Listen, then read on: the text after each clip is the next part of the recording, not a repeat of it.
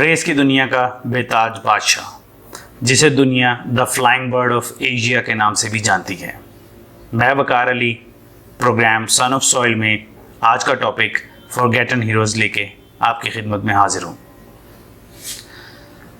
Race की दुनिया का बेताज बादशाह, जिसका पूरा नाम सूबेदार अब्दुल खालिक, जिसे दुनिया the flying bird of Asia के नाम से जानती है।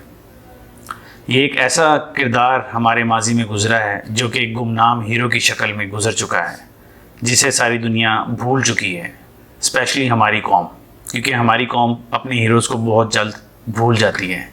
इसके बरक्स अगर हम अपने हमसाया ममालिक की बात करें तो वो अपने हीरोज़ को कभी नहीं भूलते, वो उनको अच्छी तरह से नवाजते भी हैं, कभी अवार्ड की सूरत में, कभी फ़िल्म की सूरत में, कभी उनके ऊपर किताब लिखकर।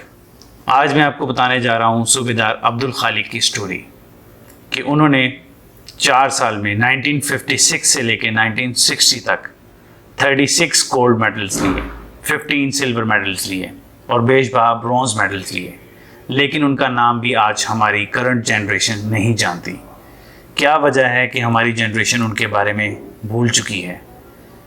क्यों ऐसा है कि हमने उनके ऊपर कोई किताब नहीं लिखी? क्यों ऐसा है कि हमने उनके ऊपर कोई फ़िल्म नहीं बनाई? अगर हम आपको एग्जांपल दें अपने हमसाए मुल्क की, उनका भी एक हीरो है इसी तरह, जिस तरह हमारे अब्दुल खालिक साहब sprinter the flying bird of Asia थे।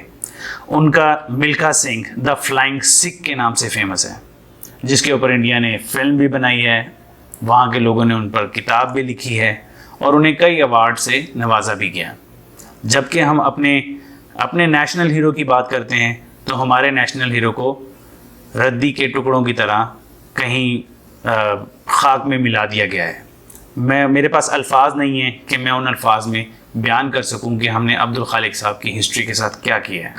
जिस बंदे ने हमें 36 गोल्ड मेडल महज 4-5 साल में दिए हों और जो फ्लाइंग बर्ड ऑफ एशिया के नाम से फेमस हो, सिर्फ पाकिस्तान में नहीं पूरी दुनिया में फेमस हो, तो उसके साथ हमने क्या किया? क्यों हमने उसके ऊपर किताब नहीं लिखी? क्यों हमने उसके ऊपर भी कोई फ़िल्म नहीं बनाई जिससे हमारी आने वाली जनरेशन को पता चलता? और क्यों हमने उसको कोई अवार्ड से नहीं नवाजा? ऐसे अवार्ड्स जिसके बारे में हम लोग सुनते हैं कि ये हमारे हीरोज़ के लिए अवार्ड्स हैं। सूबेदार अब्दुल खालिक, जो कि 1933 में पैदा हुए और उनकी वफ़ात 1988 में हुई। वो चकवाल के एक छोटे गांव में पैदा हुए, लेकिन अल्लाह ताला ने उनको इतनी इज़्ज़त से नवाजा कि वो फ्लाइंग बर्ड ऑफ एशिया, या अगर हम उर्दू में बात करें परिंदा एशिया के नाम से मशहूर हुए। The flying bird of Asia के जो मशहूर गोल्ड मेडल्स हैं उनका मैं ज़िक्र आपके साथ करता चलता हूँ। 1954 में इन्हें इंग्लैंड में ट्रायंगुलर मीट का गोल्ड मेडल मिला। 1954 में मनीला एशियन गेम्स का मिला। 1956 में दिल्ली इंडो पाक मीट पे मिला। 1956 में इंग्लैंड में हाईलैंड गेम्स में मिला। 1957 में ग्लासगो में इनको रेंजर्स मीट मिला। 1958 में टोक्यो में इन्हें एशियन गेम्स मिला। 1959 में इन्हें ब्रैडफोर्ड में इंटरनेशनल मीट इंग्लैंड मिला। 1960 में इंग्लैंड में इन्हें इंटरनेशनल गेम्स मिला। अब बात यह है कि एक बंदे ने महज 5-6 साल के मुख्तसर अरसे में पाकिस्तान का दुनिया में नाम रोशन किया हो, 36 गोल्ड मेडल लिए हों, 15 सिल्वर मेडल लिए हों और 12 ब्रॉन्ज मेडल लिए हों।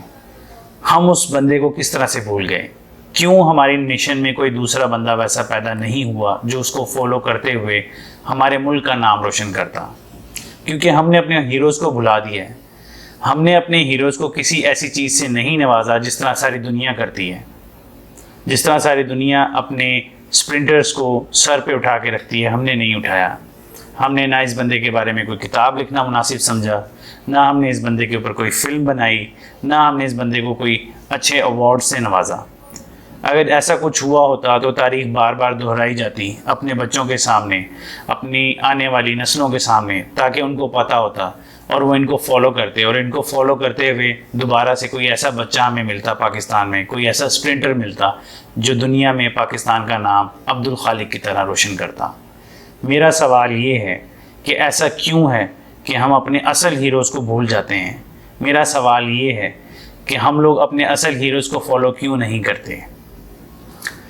आज का प्रोग्राम इख्तिताम पजीर करते हैं। Thank you so much for watching.